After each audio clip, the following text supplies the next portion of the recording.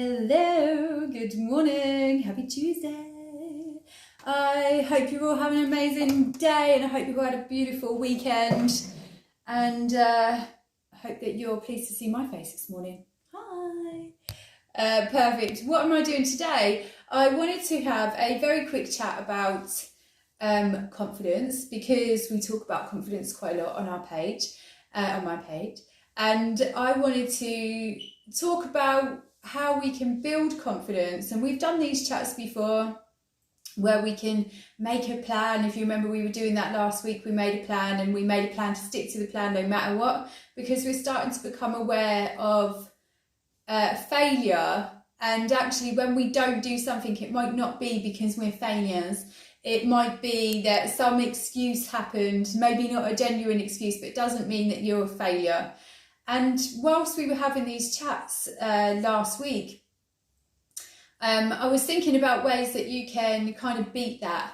And one skill that is actually pretty good for us to develop, especially if you feel like you fail all the time, is to develop some resilience. Resilience is your ability to be able to cope under pressure, or in situations that you weren't really expecting, or it wasn't going to be the outcome that you were hoping for, and we have to be resilient to it. Sometimes, you know, if you're at work and you've been hoping all year for what's that word, to go up a level, and you finally get to your year review and the boss says no, and it's really upsetting for you because you really thought that that was going to happen for you. So we have to be a little bit resilient in that case, and that's a good example of being resilient.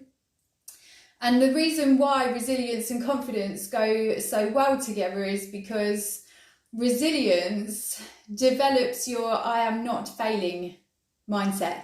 It's just a setback that's happened, but I am going to be resilient and I'm going to pull through this and I'm going to get it done. Actually, when you start to build your resilience, it's like your confidence grows, because you're actually setting an expectation and a boundary that, yes, things don't happen all the time the way that I want them to, but despite the unexpected things that happen, I'm going to do this because it's something that I want to do. And within that is where you really start to develop self-development. You start to feel like you've got your own voice and you've made yourself an expectation. And no matter how hard it's got, you've gone out there and you've been resilient to the things that are going on, and you've done it anyway. Most of the time when we go, when any of us are going through a difficult time, or if we're trying to develop a skill like getting fit and healthy, and it doesn't work, we are usually really quite quick to be able to give it up and be like, oh no, it doesn't work for me, I'm not getting what I want out of it, so I'm just gonna stop doing that. And that's not resilience, that's just giving up. But people that do have resilience, they have made some deal in their head that they're going to get through it. They're going to get through the difficult times, and that, yeah, it might be stressful and it might not go the way that they plan, but they're always going to head in that direction. So you think any athlete that's made it, athletes that haven't made it, they're resilient because they're going for it, and it doesn't matter how many times they didn't get their best time or they didn't make new PBs anywhere.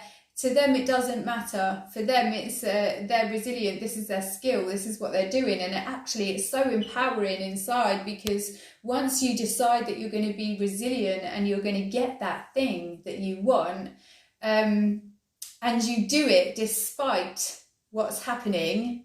So your head can be telling you, I can't be bothered, we don't have enough time, I just don't think that you'll cut out for it. Your resilience can kick in and be like, well, you know what, I'd like to find out if I'm good enough for it or not. I'm going to give it a good go. I think that I'm great.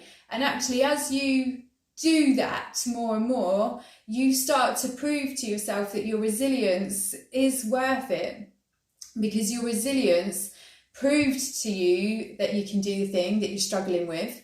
And it gives you the evidence and the backup, and there comes your empowerment and confidence to keep going with it. I've written down a couple of notes here about good examples of when resilience comes into play. And I did talk about one just a minute ago. If you lost your job, it's not really something that you can help, losing your job. It's something that happens. You can't change it. And your resilience is your attitude to going in there and being like, oh no, I've lost my job, so I must now go and find a new job and get some new income, some financial stability, someone that action plans it, rather than on the other side of, oh my God, I've lost my job, I don't know what to do, I can't deal with it, and then you don't. That's not resilience. And these I've got a couple more here. I've actually written a few down. I'm not going to say them all, I'll say a couple. Okay, resilience, dealing with it. This is a good one. Is dealing with difficult people, and I'm sure that we all deal with difficult people probably multiple times a day or at least a week. And it's another great thing to develop your resilience against turning them off. So people have their opinions, and they may not be what you want to hear. But a great resilience, or a good person with resilience, sees that this isn't an argument that I really want to get involved with that much, and I don't need to make a great big scene about what I think and feel here. So I'm going to practice my resilience because this person has thoughts and feelings that are valid also. And actually, when you can do that, then you can just take yourself away from that stressful situation that usually makes you get angry. We can practice resilience and be the better person. Here's the other thing that may not be quite so obvious, that I've written one down here, is to be resilient in nurturing yourself, to take care of yourself and your physical health, because a lot of us don't have ourselves very high on our list of priorities.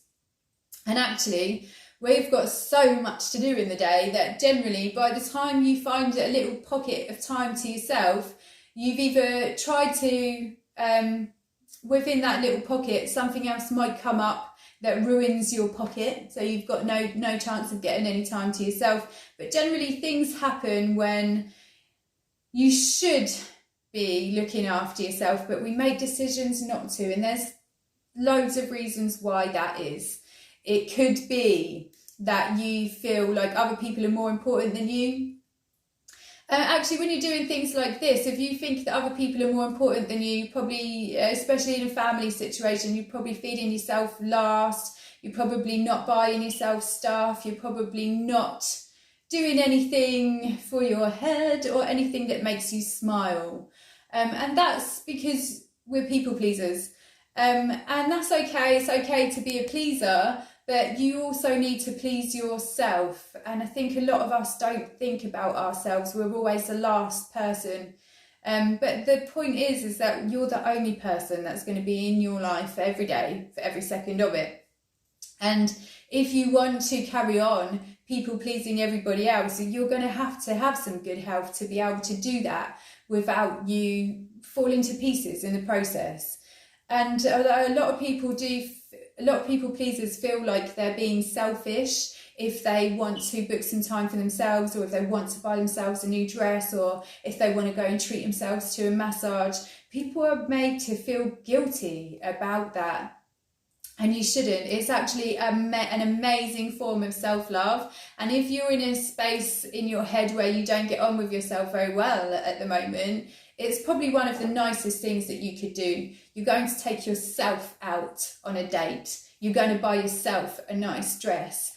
And actually, when you treat yourself nicely, like you treat other people, you start to see the difference that has with you, your own relationship with yourself, and how you think and feel about yourself, and your opinion of yourself. And usually we're so running around trying to please everybody else that we forget about us. And that might be the reason why your soul is not happy. So we need to build some resilience there. Like, I am going to have 1 hour of the week to go out and do this. I'm going to take myself out for dinner. And be resilient, because when we practice resilience, this is where confidence comes from. You finally realise that you deserve all these good things in your life. You might not want to do them. It might not be like instantly pleasurable, but it is something that's going to be a skill that you develop, and it's going to really pay off on the whole, because you're thinking about yourself and your resilience to get tough stuff done. Things in life, most things that are worth getting, they're not easy to get. So if they were, everybody would be doing it, wouldn't they? And that, again, is a great skill of resilience, of like, oh, I can see that this might not be done, and if I do it every day for the next week, I might not get what I want, but if I do it every day for the next year, I might. Well, that's a great resilience, isn't it? It's a great skill of resilience if you manage to do that. And actually, by the time that whole year is done, where you've been practicing resilience, you will find that that resilience is just a behaviour now. It's just something that you do. Before I worked out, or before I was this person, I didn't work out. Oh, I hated it. I couldn't walk. I couldn't even run to the end of the street. I used to hate it. Now, 10 years later, I could not imagine not having my days where I wake up and work out. It makes me feel fantastic. But the resilience that you have to develop to make sure that you work out every day really pays off, because it gives you your confidence, your self-belief, because despite doing something that you don't want to do, you're still going to do it. Because it's going to pay off in the long run. And that's where you can find a lot of your own character comes out. A lot of us ignore our own characters because of everything else that's going on in the world, and we need to spend our energy here, we need to give it to the boss, we need to give it to the kids, we need to give it to dinner. We don't think about ourselves. And when you practice resilience, it's almost like checking in with yourself and being like, hey, here's a skill that I want to get. Let's say I want to get fit and healthy. I know that I don't do that very much right now. I know it's not going to be a great experience. I'm probably not going to enjoy it that much, definitely not to start with anyway. But actually, as you go along and you practice your resilience, you start to see, oh, look, I've worked out every day this week. I feel fantastic when I work out. And actually, it has a ripple effect for the whole day. And when you do that every day, you start to light up inside, because you finally realising that you could do this, you could do it all along. Maybe you just weren't resilient enough. So that's my little chat for today. Resilience brings confidence. So even if you can't be asked to do something, but you really want something, practice a little bit of resilience instead, and see what that gets you, because you feel strong for it. Nice. Perfect. So there's my little words of wisdom for Tuesday. I hope you enjoyed it, and I hope that if you haven't been practicing resilience, that you start to. Have an amazing day, and I shall see you tomorrow. Bye.